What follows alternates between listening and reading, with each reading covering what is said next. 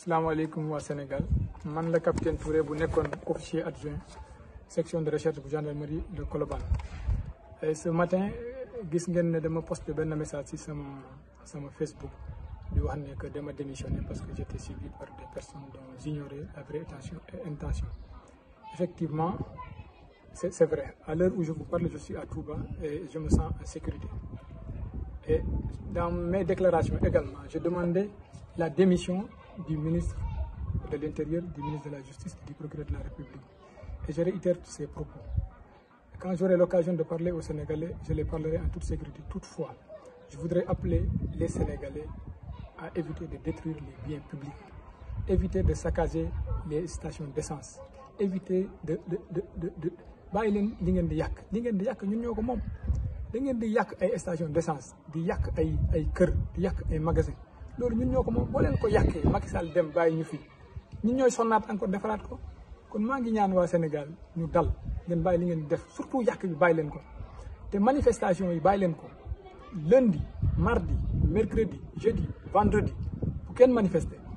Attendez le vendredi plutôt à 15h man dinaa jóge Touba ñëw ba Dakar manifester avec vous. Je vais demander au commandant de la gendarmerie de m'envoyer une escorte ici à Touba.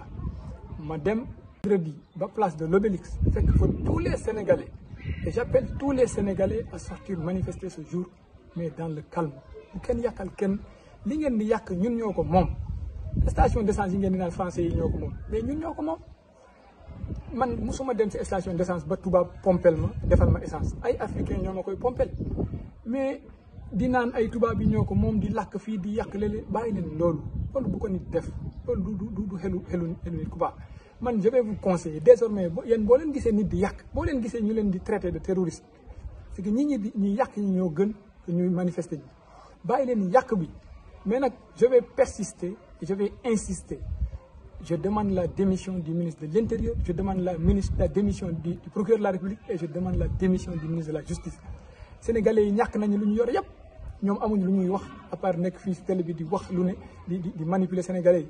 Xam nga il faut parler quand les gens souffrent il faut les parler naturellement mais nekk fii di manipuler ay mots di wax lu ne maa ngi ñaan képp kuy Sénégalais na nga toog sa kër vendredi à 15h ngeen ñëw ñu tase place de l'Obélisque mais bu kenn yàqal kenn.